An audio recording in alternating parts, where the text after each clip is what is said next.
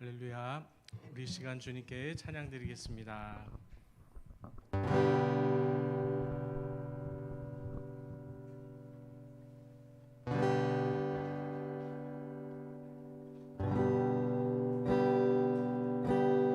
온 땅에 주인 되신 주님이 내 이름 아시며 상한 맘 돌보네.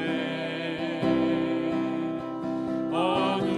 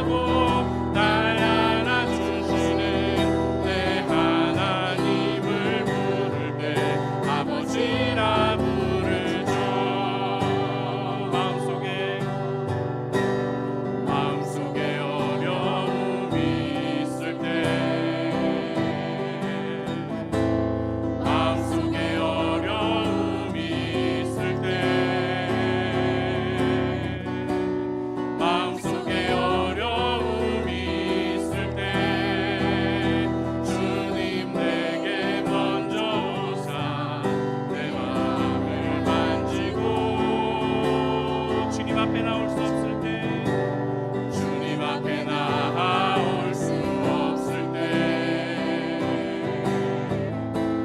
주님 앞에 나올 수 없을 때 주님 앞에 나올 수 없을 때 주님 날 먼저 아니시네. 그럼에도 불구하고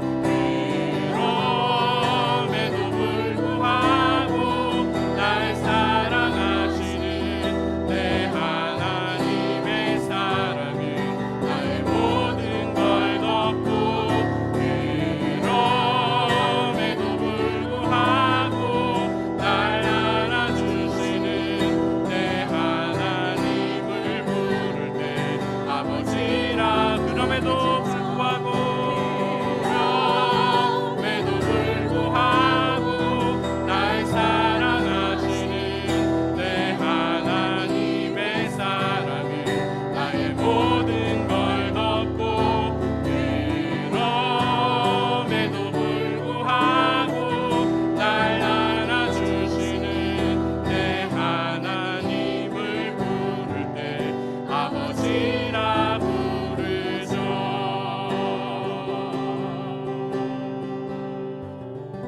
시간 예배를 위해서 함께 기도하며 나아가겠습니다.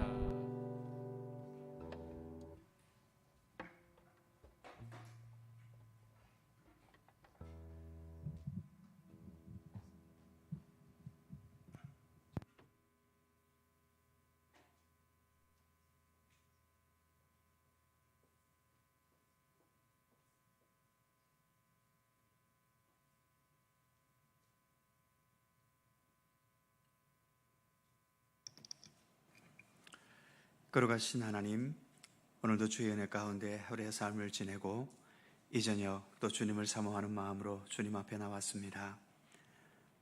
여전히 우리의 모습은 부족하고 수많은 허물을 지니고 있지만 주님 안에서 우리의 삶이 다듬어져 갈 수 있기를 원합니다. 주님의 사랑과 생명의 손길이 오늘도 우리와 함께 하셔서 우리의 연약함을 더욱더 강건케 하시고 온전치 못한 곳에 주님의 손길로 인하여 더욱더 우리가 강건하고 온전하고 더 진실하고 참된 그리스도인으로 한 걸음 더 나아갈 수 있도록 오늘도 우리 가운데 함께하여 주옵소서. 모든 시간을 주께 의탁하오며 예수님의 이름으로 기도드립니다. 아멘. 찬송 한 곡도 하죠. 386장 함께 찬송하겠습니다. 386장 보셨나요?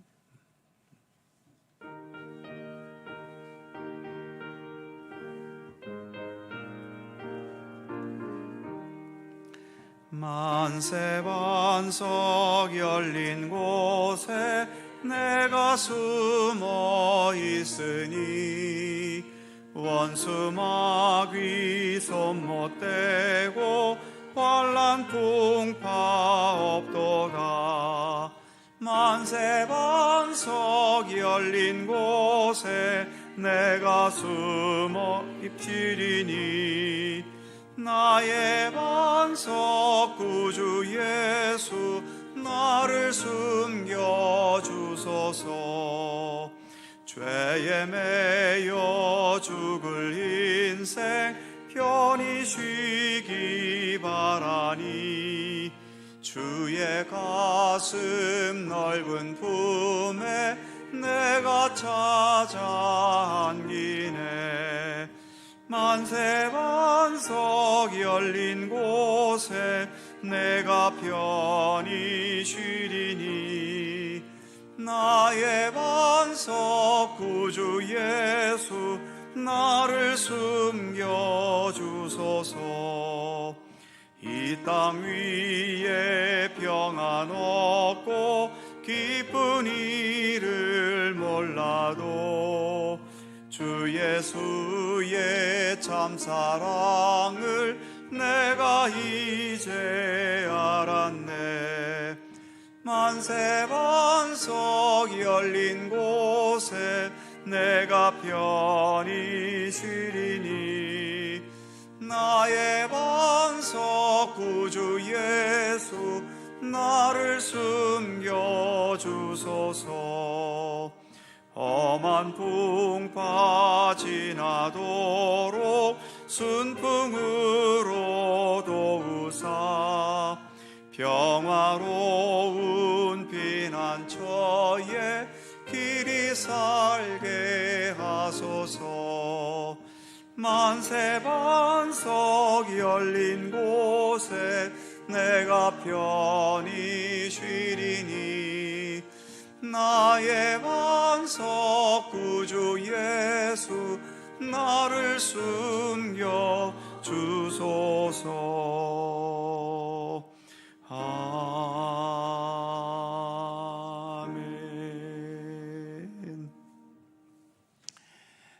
이 시간은 한 목소리로 함께 기도하는 시간 가지겠습니다.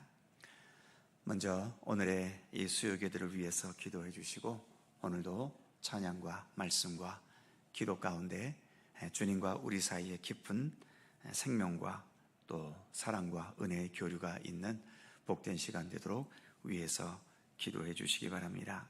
함께 참여한 우리 모두들 더 주님께 우리의 마음과 영혼을 온전히 내어놓고, 또 주님께서 우리의 영혼과 삶을 만져주시는 손길을 통해 우리가 더 건강하고 견고하고 또 굳건한 하나님의 백성으로 온전히 세워지도록 위해서 기도해 주시기 바랍니다.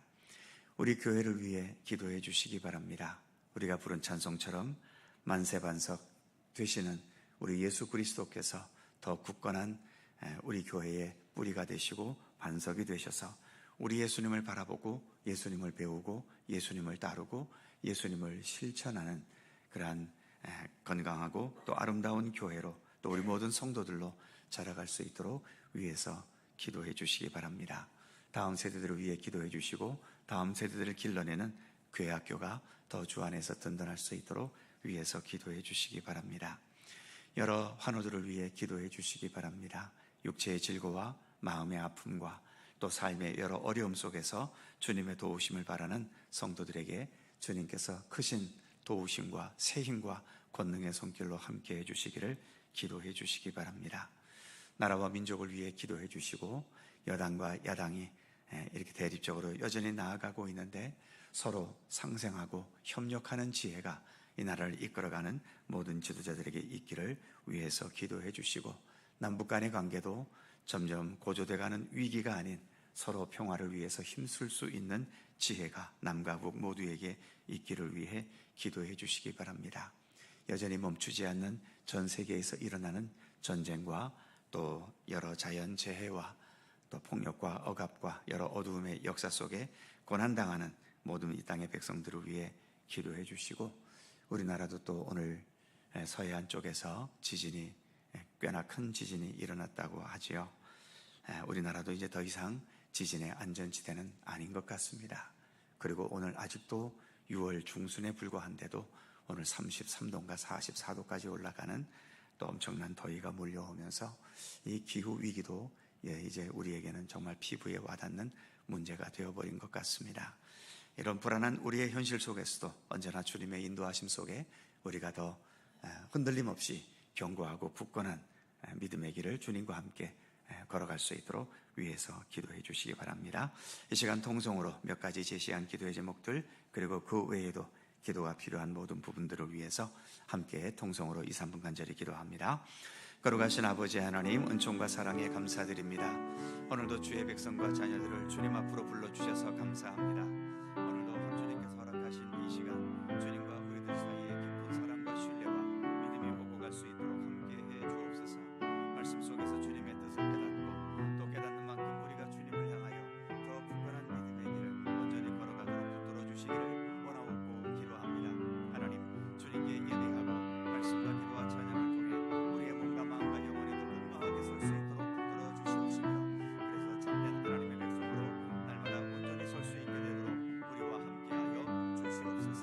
거룩하신 아버지 하나님, 주님의 돌보심과 인도하심 속에 함께하시고 무엇보다 우리 교회가 말씀 위에 굳건히 서고 예수 그리스도 반석 위에 건강하게 세워져서 더욱더 이 시대를 향하여 복음과 진리의 빛을 비추며 우리 모든 성도들 어느 곳에서나 믿음의 사람으로서 참되게 살아갈 수 있는 귀한 열매가 있도록 도우시기를 원하고 기도합니다. 다음 세대와 또한 아버지 교회 학교가 더 건강하게 서가게 하시고 올해에도 여러분의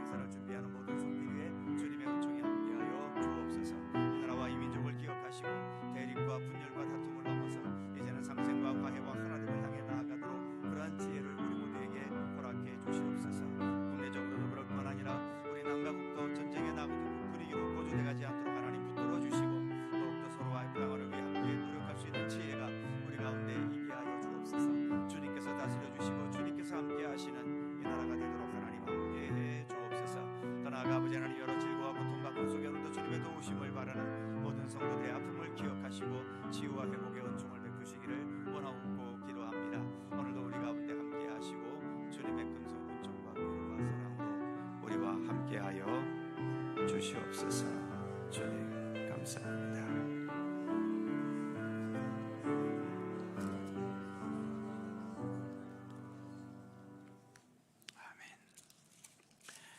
감사합니다. 성경책 같이 읽죠. 창세기 3장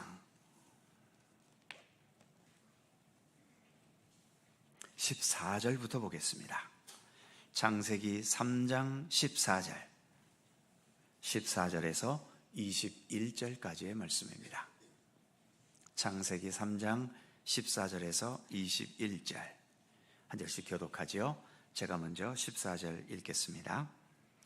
여호와 하나님이 뱀에게 이르시되 네가 이렇게 하였으니 네가 모든 가축과 들의 모든 짐승보다 더욱 저주를 받아 배로 다니고 살아있는 동안 흙을 먹을지니라.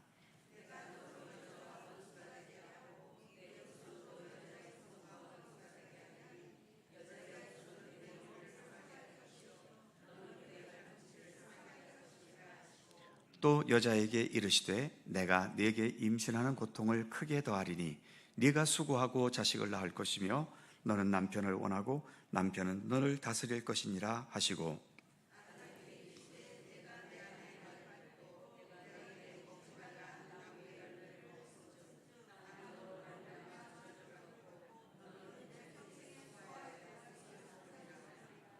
땅이 네게 가시덤불과 엉겅퀴를 낼 것이라. 네가 먹을 것은 밭의 채소인즉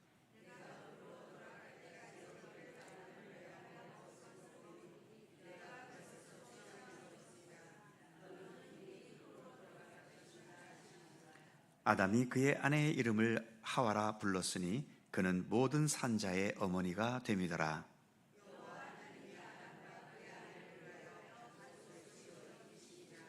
아멘. 오늘도 이 말씀 속에서 주님의 크신 은혜가 함께 하실 것을 믿습니다. 도보라 찬양대에 찬양합니다.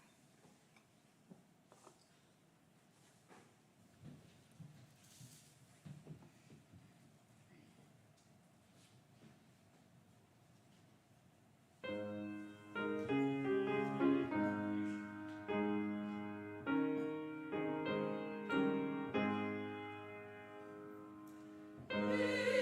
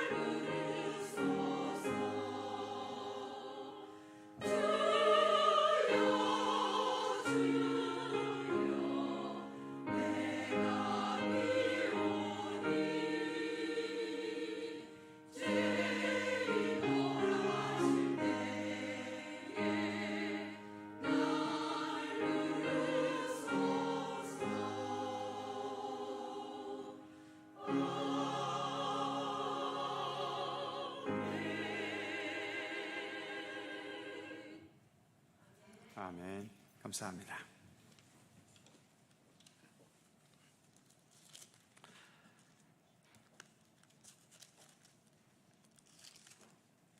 창세기는 글자 그대로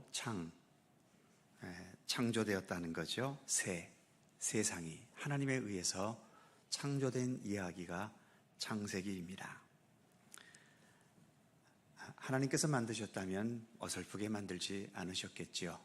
모든 것에 온전하게 하나님 보시기에 좋았더라라고 창세기도 말하는 것처럼 그렇게 세상을 창조하셨지만 그 창조하신 하나님과 피조물인 우리 인간들이 함께 조화를 이루며 살았으면 좋았을 것을 우리 인간이 그렇게 하나님과 조화롭게 살지를 못했습니다. 엄연하게 있는 창조주 하나님과 피조물인 우리 인간 사이에 분명 경계선이 있고 거기에는 분명한 질서가 있음에도 불구하고 그 질서를 우리 인간이 어겼지요. 하나님처럼 되고 싶어하는 욕망 때문에 또 그것을 욕망을 자극하는 뱀의 유혹, 마귀의 유혹을 이기지 못하고 결국 하나님께서 금지하신 선악을 알게 하는 나무를 먹게 되고 말았습니다. 어찌 보면 성경은 그래서 창세기 3장에서 끝나도 아무 할 말이 없습니다. 하나님이 창조하셨는데 그 하나님의 뜻대로 살지 못한 인간들로 인해 세상은 멸망당하고 끝나버렸더라. 이렇게 끝나도 하나도 이상할 게 없고 오히려 그게 당연합니다. 그런데 끝나지를 않고 창세기 3장으로부터 시작해서 또 마지막 요한계시록에 이르기까지 정말 이 두꺼운 분량의 성경의 내용이 계속 기록되고 있는 거죠. 이렇게 많은 내용이 성경 속에 들어간 것은 이 두꺼운 내용만큼 당연히 멸해야 되고 당연히 없어져야 할 우리 인간들을 어떻게 하든 구원하시려는 하나님의 구원의 의지가 담겨져 있는 겁니다. 즉 하나님께서 우리를 위해 예비하신 하나님의 나라에 그래도 하나님의 피조물들인 우리 인간들이 어떻게 하든 들어가게 하시려는 하나님의 그 노력과 수고와 또 그 하나님께서 역사하신 그런 내용들이 성경 전체의 내용 속에 담겨져 있는 거지요. 그래서 이 성경 속에는 우리를 향한 하나님의 사랑이 담겨져 있고 그 사랑으로 인해서 죄악되고 허물 많은 우리들이 어떻게 하나님과 더 일치되고 예수 그리스도와 하나가 될 수 있는가 하는 그 가능성들을 우리에게 말해주고 있는 겁니다. 우리는 그래서 우리를 구원하시려는 하나님의 의지를 우리가 깊이 공감하면서 우리가 하나님으로부터 쫓겨날 수밖에 없었던 그런 죄악된 것들을 우리가 예수 그리스도를 통해서 다시 회복되어지고 그래서 어떻게 하든 좀 더 하나님과 일치되어가는 그러한 하나님의 사람으로서의 삶을 오늘도 추구해가고 있는 거지요. 이를 위해서 우리는 믿음의 길을 걷고 오늘도 이렇게 주님 앞에 나와 예배드리면서 말씀을 배우고 또 우리를 향하신 구원의 섭리와 뜻을 우리가 배워가고 익혀가는 거지요. 자, 지난주에는 이제 범죄한 아담과 하와를 대하시는 하나님의 그 모습을 그리고 그 하나님 앞에서 피해 다니고 숨어 다니는 우리 인간의 모습을 지난주에 살펴보았었지요. 잠시 복습을 해보면 유인물에 옆으로 누운 사선된 그런 글들이지요. 먼저 1번에 보시면 하나님과 사람 사이의 숨바꼭질이라고 하지만 뭐 하나님이 술래고 인간은 우리 인간은 뭐 도망다니는 사람이고 하나님은 술래겠습니까? 그건 아니지요. 아무리 날고 뛰어봐야 우리는 하나님의 손바닥 안에 벗어날 수도 없는 존재들인데 어디에 있는지를 다 아시지만 그럼에도 하나님께서 우리 인간을 찾아오셔서 네가 어디 있느냐 하는 질문을 하셨지요. 네가 어디 있느냐는 것은 인간의 어떤 위치를 몰라서 묻는 하나님의 질문이 아니라 오히려 우리를 향한 명령이지요. 네 자신을 돌아봐라. 너는 지금 서 있어야 할 곳에 서 있는가? 네가 마땅히 해야 할 일을 지금 하고 있는가? 네가 가야 할 길을 지금 마땅히 가고 있는가? 너는 지금 어디에 있나?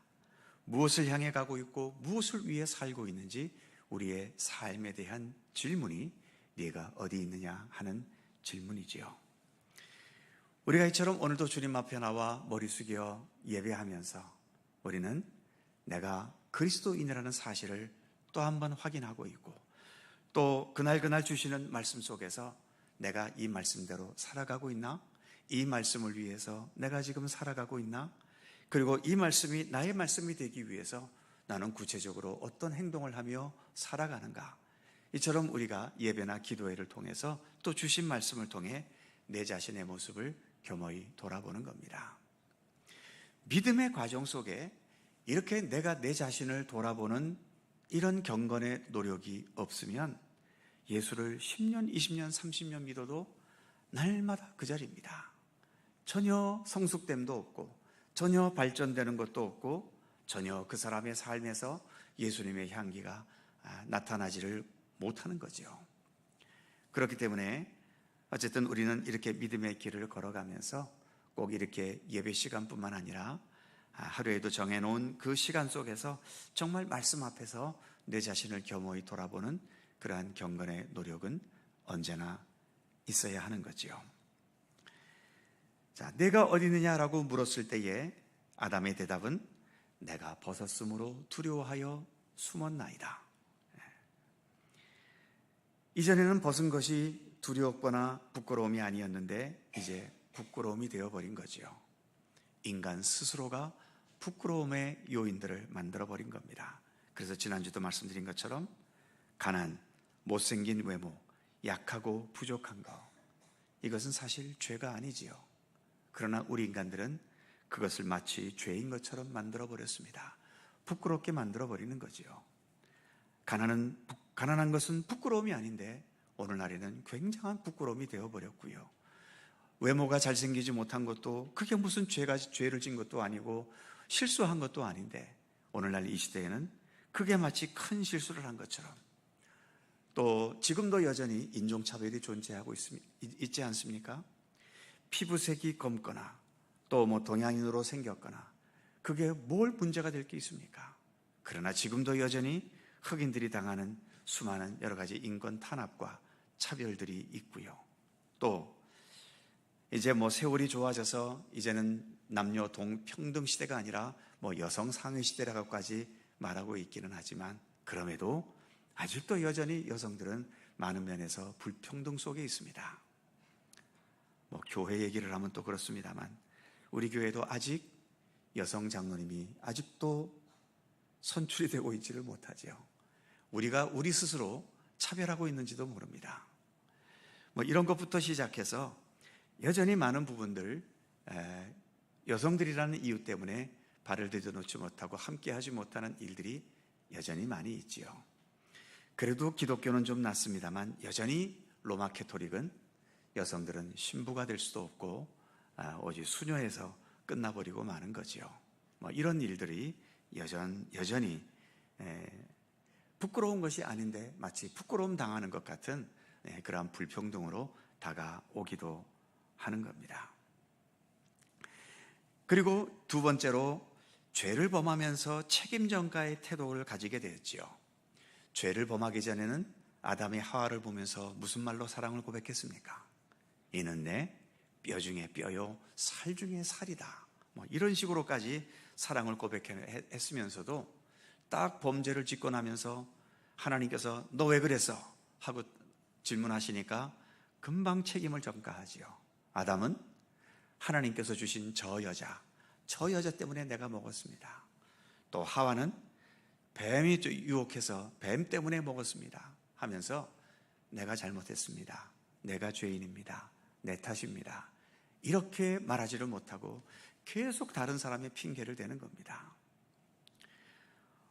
오늘날에도 우리가 뉴스 같은 데서 보는 것처럼 좀처럼 이 나라의 어떤 정치권에 있는 사람들이나 또는 높은 고위관직에 있는 사람들은 잘못을 했으면 처음부터 내가 잘못했습니다 라고 말하면 될 텐데 처음에는 무조건 아니래. 처음에는 그러다가 수사를 하면서 밝혀지면 나중에 가서야 제가 실수를 했습니다, 이제 성실하게 조사받겠습니다 이러면서 결국은 검찰에 끌려가고 이런 일들이 있는 거죠. 인정을 하지 않습니다. 궁지에 몰려야 더 이상 어떤 빠져나갈 구멍이 없어야 그제서야 좀 인정할까?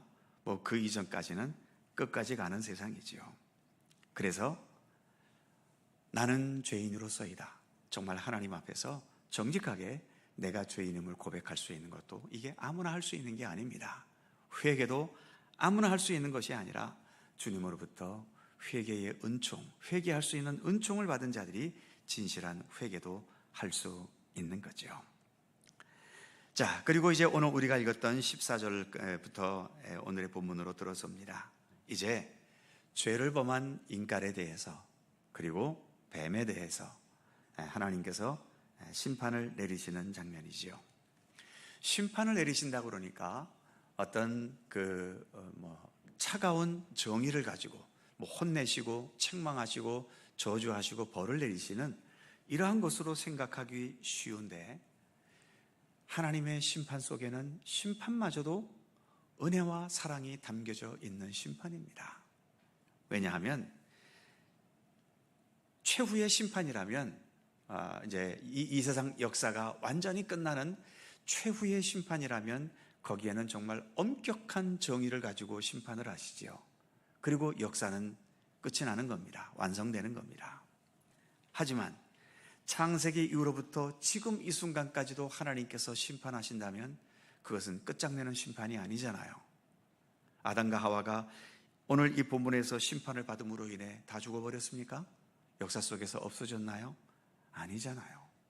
그러니까 하나님께서 내리시는 심판은 이들을 고통스럽게 만들고 지옥에 보내려는 그러한 심판이 아니라 어떻게 하든 이들이 깨우치고 그래서 돌이키고 더 진실한 하나님의 백성으로 변화되게 하기 위한 오히려 사랑과 은혜의 심판인 겁니다.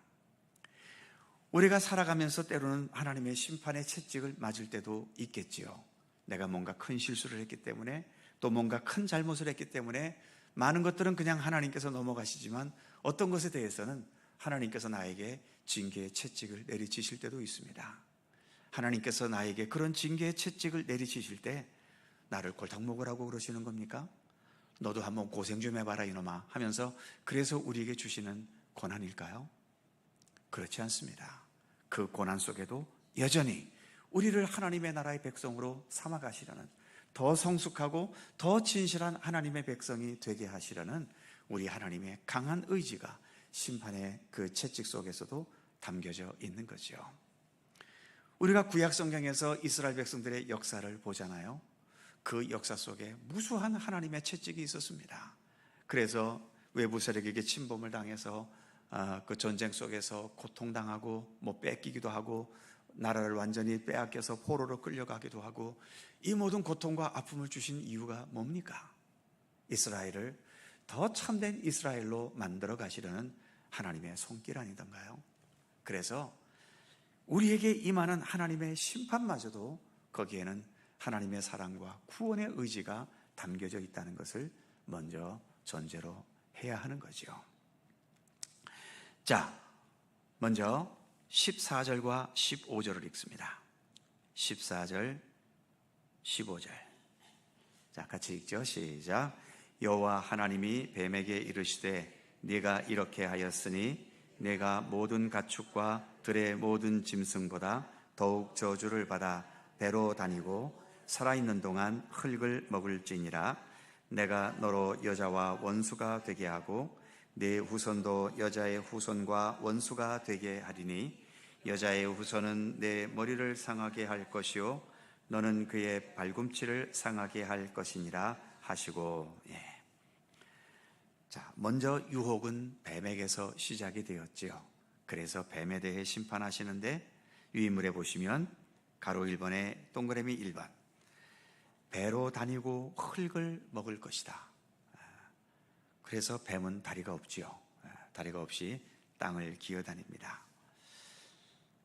이것은 하나의 상징적인 표현이겠습니다만, 배로 다니고 흙을 먹게 된다는 것은 그 다음 칸에 나와 있는 것처럼 하늘 영광 그리고 참된 생명의 가능성을 차단해 버리신 겁니다. 즉 너는 평생 땅에서만 굴러먹고 하늘의 영광에는 참여할 수 없다는 그런 의미인 거지요. 하나님께서 사탄 마귀에게 내리신 엄한 하나님의 심판이라고 할 수 있는 거지요.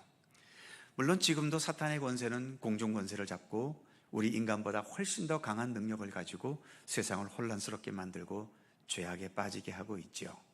베드로전서의 표현처럼 우는 사자같이 두루다니면서 삼킬 자를 지금도 찾아다니고 있습니다.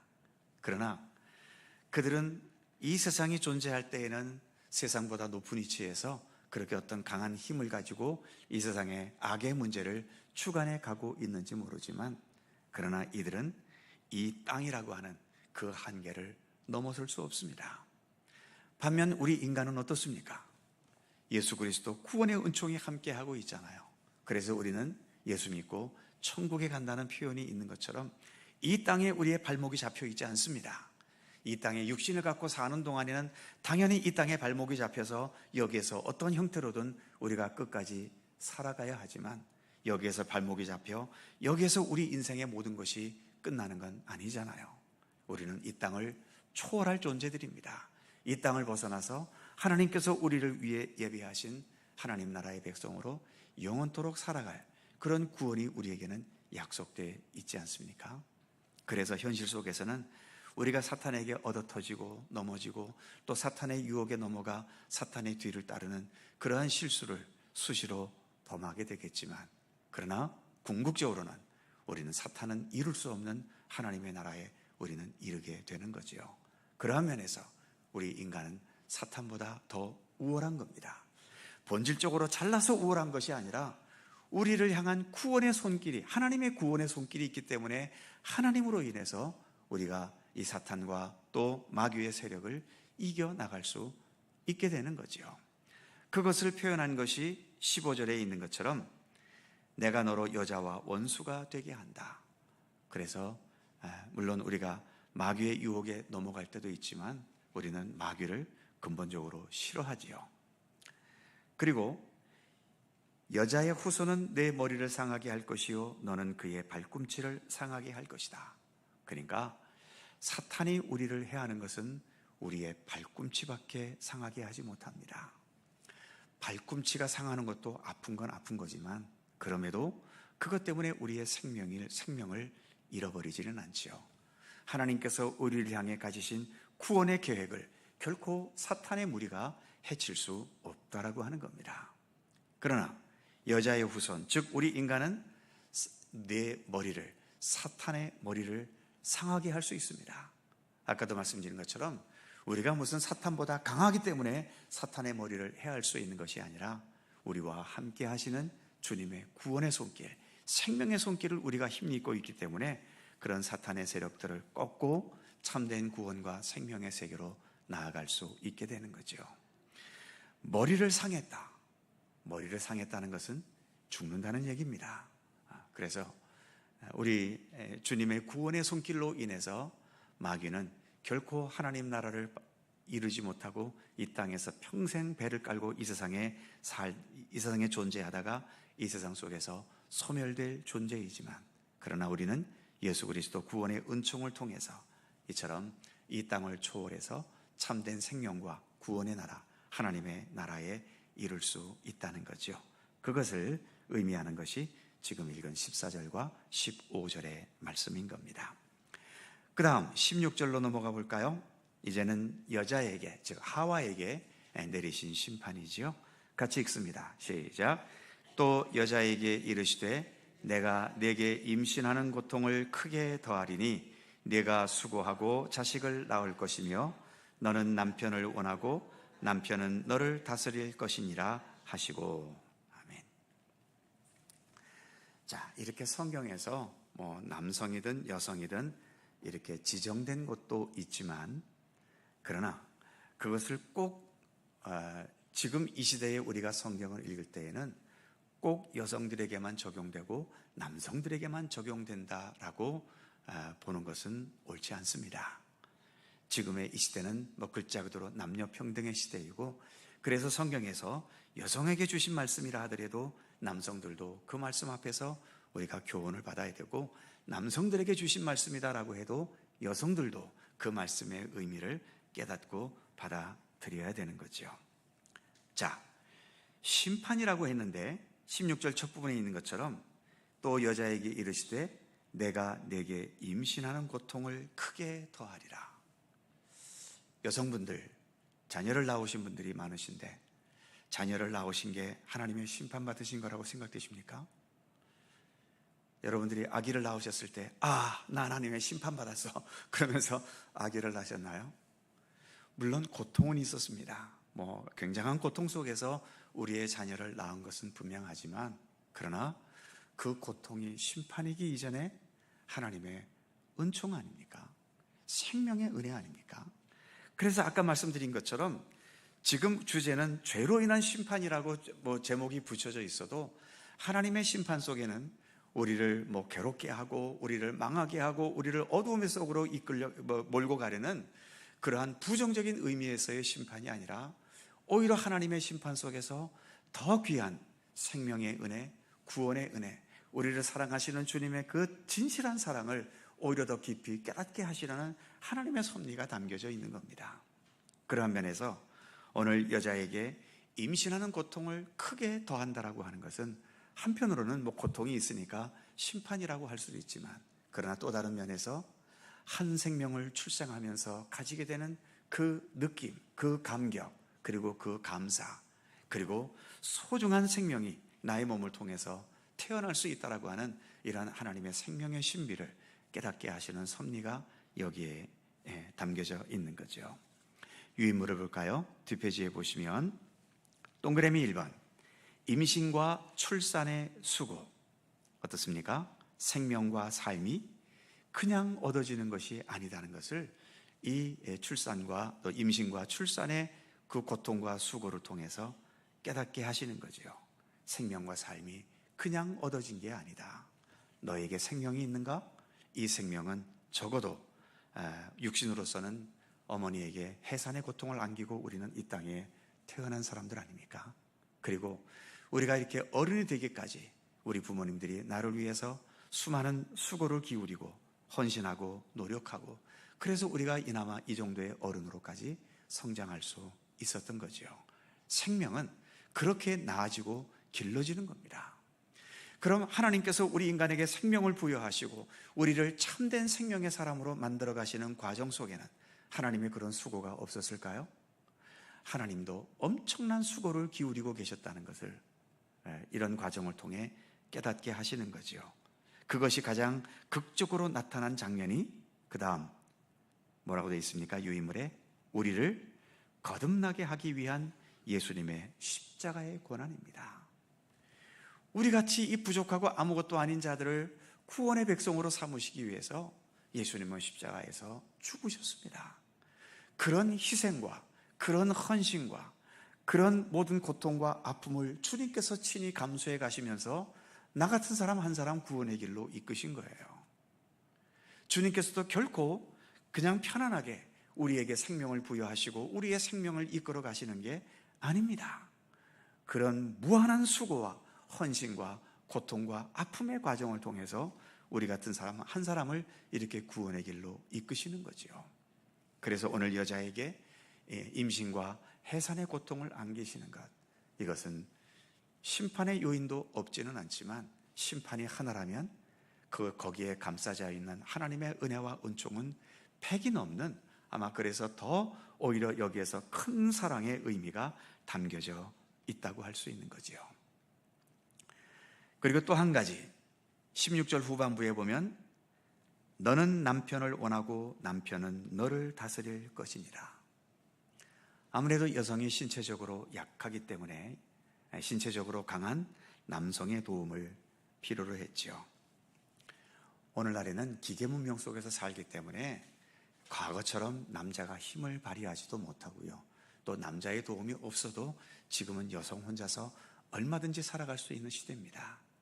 그러나 과거에 이 거친 자연의 환경 속에서 살아가기 위해서는 남자의 도움이 없이는 정말 여성 혼자서 살아갈 수 없는 세상이었죠.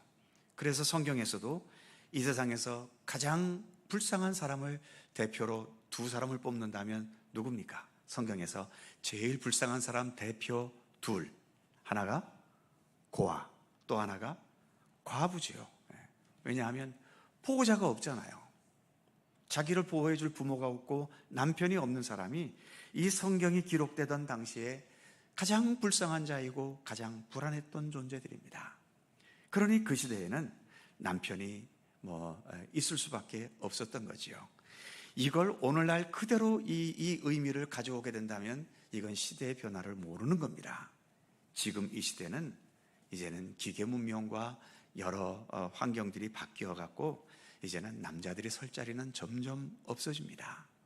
그리고 남자가 설 자리가 없어진다고 해서 남자가 쓸모없는 세상이라는 것이 아니라 이제는 남성이나 여성이나 별 구분할 필요가 없어진 세상이 되어졌다는 거죠. 요즘 이제 또 AI라고 하는 인공지능까지 나오는 이제 개발되는 시대 아닙니까? 인공지능이 이제 점점 더 보편화되어져 버리면 정말 이제는 남녀의 구별은 더 이상 의미가 없는 그런 날이 올지도 모릅니다. 혹시 모르겠어요. 이젠 사람이 여성의 몸에서 태어나는 것이 아니라 이제는 시험관을 다 만들어놔서 거기에서 대량으로 인간을 복제해내는 그런 시대가 올지 모르겠습니다. 정말 그런 시대가 온다면 이제는 정말 남녀의 구분이 아무 의미가 없어지지요. 우리나라에는 아직 그렇지 않은데 전 가보진 않았습니다만 유럽이나 미국 같은 데서는 화장실이 보통 화장실이 남자 화장실, 여자 화장실이 있잖아요. 구분되어 있잖아요.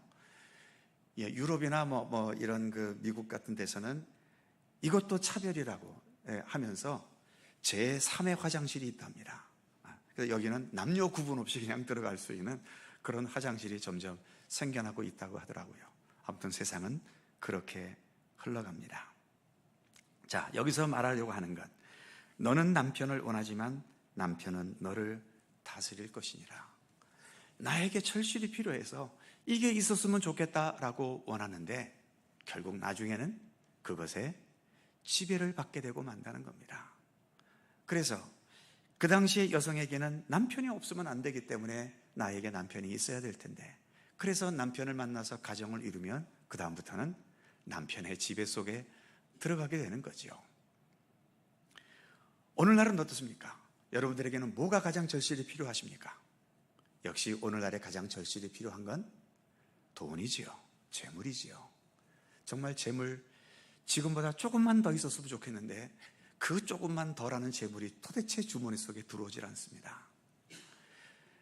그리고 또 들어왔다가 한들, 그럼 우리 인간이 이제 이만큼 들어왔으니까 만족하게 될까요? 혹시 여러분들 지금까지 살아오시면서 단 한 번만이라도 이젠 나한테 돈이 좀 제발 안 들어왔으면 좋겠다, 이젠 나한테 돈이 없었으면 좋겠다, 그렇게 바라신 적이 단 한 번이라도 있으시던가요? 그렇게까지 부자가 되어보신 분은 없으신 것 같아요. 우리에게 가장 절실한 것이 물질이 되다 보니까 이제는 물질이 우리 사람을 지배하는 시대가 되어버렸지 않습니까? 이제는 사람이 물질을 주관하기보다도 물질의 흐름에 따라서 사람들이 휩쓸려 다니는 이런 시대가 되어버린 거죠. 돈 앞에서 양심도 또 인격도 언제든지 모든 것을 던져버릴 수 있는 그런 시대까지 되었죠. 정말 글자 그대로 우리는 물질을 원하지만 물질이 우리를 다스리는 시대가 되어버린 겁니다. 과학이 발달하면서 온갖 우리의 삶을 편리하게 하는 기계 문명들이 엄청나게 발전했지요. 그러나 이제 점점 우리 인간은 기계의 노예가 되어간다는 것을 알고 계십니까? 세탁기 다 있으시지요. 이제 손빨래 하시라면 하시겠습니까? 이불 빨래, 물론 지금도 큰 양동이에다가 이불 집어넣고 발로 밟아가면서 빨래하시는 분도 계시겠습니다만, 이제는 무슨 통돌이 세탁기 같은 것이 나와서 집어넣기만 하면 이제는요 바싹 말라갖고 나와요. 옛날에는 널기라도 했지요. 지금은 널 필요도 없잖아요. 세탁기에서 바싹 말라서 나오니까. 이제 그 세탁기 없이 앞으로 살아가시겠습니까? 운전하시는 분들, 불과 몇 년 전만 해도 무슨 내비게이션이라는 게 어디 있었습니까?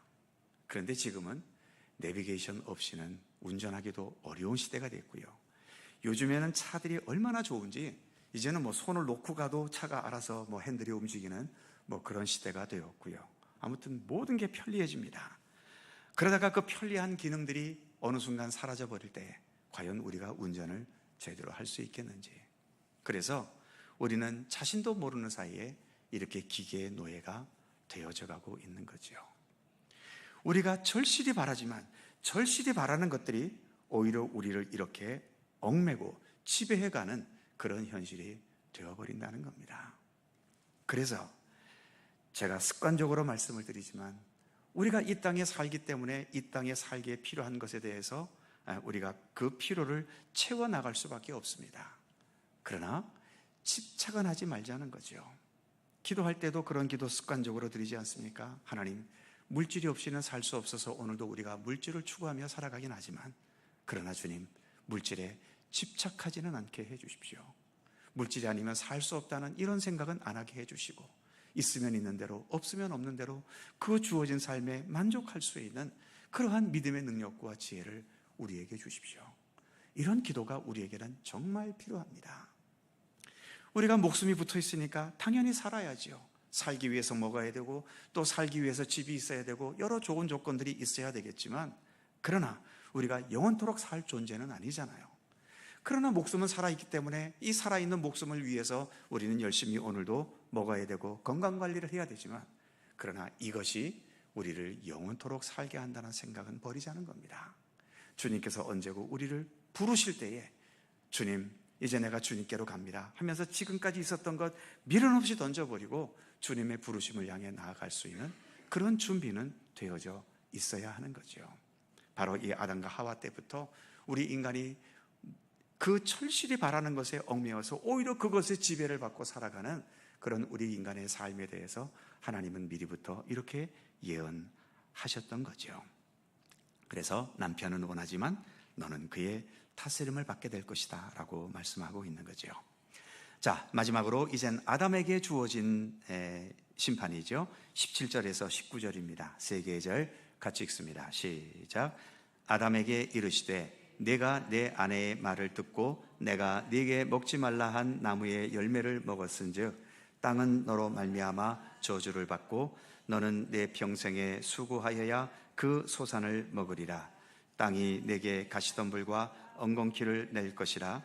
내가 먹을 것은 밭의 채소인즉 내가 흙으로 돌아갈 때까지 얼굴에 땀을 흘려야 먹을 것을 먹으리니 내가 그것에서 취함을 입었음이라. 너는 흙이니 흙으로 돌아가라 할 것이니라 하시니라. 아멘. 자, 아담에게는 노동의 심판을 내리셨습니다. 네가 땀을 흘려야 먹고 살 수 있다는 거죠. 땅은 순수하게 먹을 것을 내어주진 않을 것이다. 엉겅퀴를 내고 가시밭을 내고 그래서 네가 그만큼 더 많은 수고를 해야 먹게 될 것이다. 한동안은 남편들만 나가서 일하고 아내들은 집에서 자녀만 키우고 가정을 이끌어가는 그런 때가 불과 몇십 년 전까지만 해도 있었습니다만 지금의 시대는 이제 그것도 변했지요. 이제는 한쪽만 벌어가지고서는 웬만큼 벌어서는 살기 힘든 세상이기 때문에 남편과 아내가 같이 직장 생활을 해야 됩니다. 그러니까 이 창세기에서 아담에게 주신 것이지만 역시 오늘날에는 여성들에게도 이러한 노동의 명령이 당연히 주어지는 시대를 살아가고 있는 거죠. 그래서 아까 처음에도 말씀드린 것처럼 여자에게 내린 명령이라고 해서 여자에게만 해당되는 게 아니고요. 남자에게 내린 명령이라고 해서 남자에게만 해당되는 게 아닙니다. 지금의 시대는 모두에게 다 해당이 되는 거죠. 유해물을 보지요. 3번에 아담, 동그라미 1번. 땅이 저주를 받아 식량을 그냥 주는 게 아니라 노동의 수고가 있어야 된다. 두 번째, 순조로운 노동도 아니다. 가시덤불, 엉겅퀴를 만나고 땀을 흘려야 하는 고도의 노동이 있어야 한다. 그러니까 이 땅을 살아가면서 세상을 쉽게 살려고 하는 것은 적어도 기독교인으로서는 그렇게 합당한 삶의 태도는 아닙니다. 창세기 말씀에 따르면 내가 먹을 것을 위해서는 나의 많은 노동과 수고가 당연히 필요하지요. 그런데 지금 두 사람이 있는데 한 사람은 놀고 한 사람만 일해. 그러면 이 둘이 먹기 위해서는 어떻게 해야 됩니까? 이 한 사람이 노동을 2배로 해야 되잖아요. 그래야 이 사람하고 같이 먹을 수 있지요. 이게 무슨 부양가족이고 또 내가 사랑하는 사람이고 그러면 기꺼이 2배를 수고하는데, 우리의 사회 구조가 강자가 있고 약자가 있고 부유층이 있고 가난한 사람이 있고 지배자가 있고 지배를 받는 사람이 있고, 이러다 보니까 위에 있는 사람들은 날마다 놀면서도 풍성히 먹고 마시죠. 놀면서도 풍성히 먹고 마시는 건 전부 어디에서 나옵니까? 누군가 힘없는 사람이 2배, 3배 죽도록 또 노력을 해갖고, 그래서 뭐 과거의 노예들이라든지 또 하층 시민들이라든지 이러한 사람들은 엄청나게 중노동에 시달리면서 그것을 상납해서, 그래서 부유층들이 또 그렇게 사는 뭐 그런 구조가 지금까지도 계속 이어져 오고 있지 않습니까? 또 그게 마음에 안 들어서 우리 노동자들이 일어나야 된다 하면서 공산주의가 또 생겨났고요. 그럼 공산주의가 또 뭐 그런 문제의 해결점이 될 수 있나요? 오히려 더 큰 모순이 있어서 공산주의도 결국 몰락해버렸고, 아무튼 세상은 복잡하게 그렇게 굴러갑니다. 이 모든 것이 이처럼 하나님께서 우리에게 내리신 노동의 명령, 그래서 우리가 진실한 그리스도인으로 살아간다라고 할 때는 내게 주어진 이 노동의 과제는, 수고의 과제는 우리가 반드시 감당해 가야 되는 겁니다. 이게 꼭 먹고 살기 위한 노동만을 이야기하는 것이 아니라, 우리가 가정을 세웠으면 그 가정이 올바로 설 수 있도록 기울여야 할 노력이 있고요. 교회도 마찬가지죠. 교회가 교회답게 세워지기 위해서는 가만히 있으면 교회가 교회답게 굴러갑니까?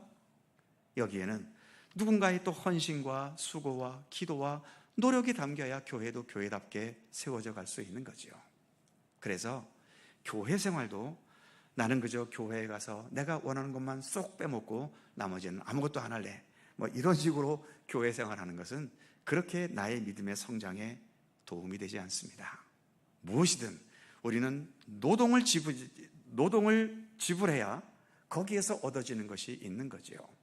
교회 생활도 내가 이 교회를 위해서 작은 한 부분이라도 어느 구석을 하나 청소를 하든 교회를 위해 기도를 하든 어떤 예배를 성실히 참석해서 이 예배를 위해서 헌신을 하든, 그러한 헌신과 노력이 동반될 때에 우리의 믿음도 거기에 걸맞춰서 성장돼 갈 수 있는 거지. 그저 꽃감 빼먹듯이 좋은 거 뽑아먹기만 해가지고 그래서 나의 믿음이 성장하거나 성숙되어 가지는 않는다는 겁니다. 그래서 이 노동에 대한 것은 꼭 아담뿐만 아니라 남성뿐만 아니라 모든 사람에게 적용되는 그러한 말씀인 것을 이해하셨으면 좋겠고요. 그 다음에 동그라미 3번에 보시면 그럼에도 불구하고 결국 끝은 어떻다? 흙으로 돌아간다는 겁니다. 죄를 지은 몸이기 때문에 죄악의 상태로 하나님 나라에 들어갈 수는 없지요. 그래서 우리 육신은 죽어야 합니다. 그리고 새롭게 거듭나야만 우리는 하나님 나라에 들어갈 수 있게 되는 거지요. 자, 마지막 20절, 21절입니다. 같이 읽죠. 시작. 아담이 그의 아내의 이름을 하와라 불렀으니 그는 모든 산자의 어머니가 됨이더라.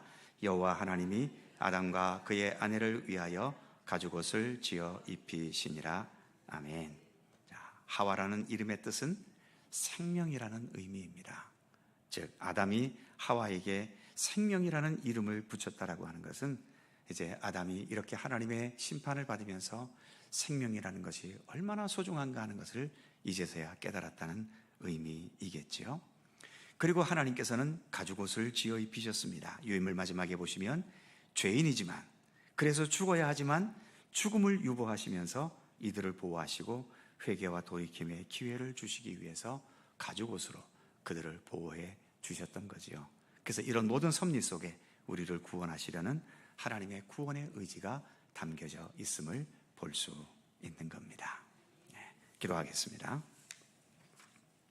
거룩하신 하나님, 오늘 창세기 말씀을 통해 죄인된 우리들, 그래서 심판받고 소멸되어야 하지만 여전히 그 심판 속에 하나님의 사랑과 은혜를 담으셔서 우리로 하여금 깨우치고 돌이키고 참된 생명과 구원의 의미를 인식하게 하시고, 그래서 더 진실한 하나님 나라의 백성으로 삼아 가시려는 하나님의 사랑과 은총의 의지를 말씀 속에서 생각할 수 있도록 함께 해주셔서 감사합니다. 지금도 하나님께서는 그러한 의지를 버리지 않으시고 우리 각자 한 사람 한 사람을 참된 하나님의 백성으로 삼아가시려는 사랑과 은혜의 섭리를 베풀고 계심을 신뢰할 수 있도록 함께 하시고, 그래서 주님의 사랑에 걸맞게 우리가 더 진실한 하나님의 백성으로 날마다 성숙되어 가고 아름답게 자라갈 수 있도록 우리의 모든 믿음의 여정을 지키시고 이끌어 주시옵소서. 오늘도 주님을 사모하는 마음으로 주님 전에 나와 함께 말씀 앞에 선 저희들 모두에게 오늘도 주의 크신 은총과 평강이 함께하여 주시고, 우리가 말씀을 통하여 더 거룩하고 참된 하나님의 백성으로 한 걸음 한 걸음 자라가며 성숙돼 갈 수 있도록 함께 하시고, 우리의 믿음의 깊이가 더해가면서 주님의 생명의 신비와 또 주님께서 우리를 위해 펼쳐가시는 새로운 하나님의 나라의 그 생명의 세계의 의미들을 더 깊이 깨달아가는 주님의 백성들 되게 하여 주시옵소서. 오늘도 함께 하시는 종에 감사드리며 예수님의 이름으로 기도드립니다. 아멘. 자, 서로 살펴보시면서 사랑의 인사 함께 나누시고요.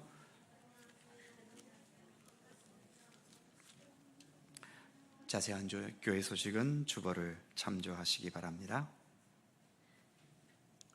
263장 1절, 2절, 4절을 찬송하시고 주님 가르쳐 주신 기도하시겠습니다.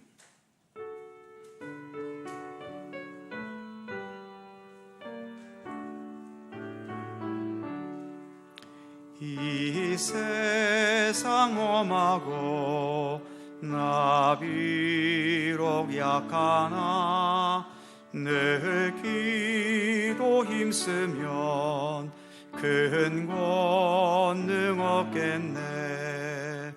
주의 은혜로 대속받아서 비와 같이 붉은 죄는 같이 이겠네.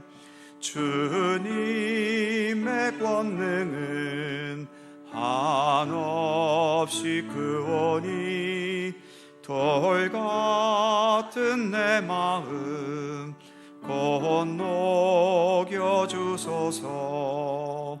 주의 은혜로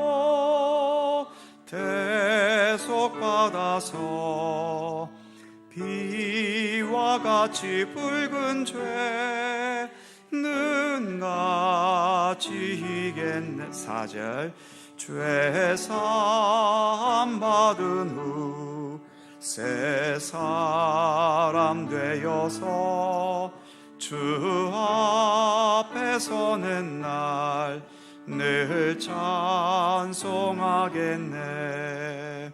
주의 은혜로 대속받아서 비와 같이 붉은 죄는 같이 이겠네. 아멘.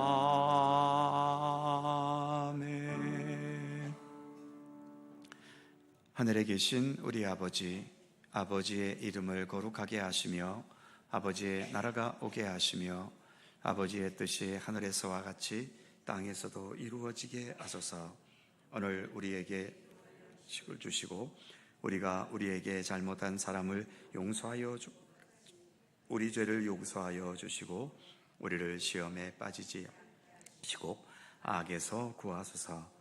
나라와 권능과 영광이 영원히 아버지의 것입니다. 아멘.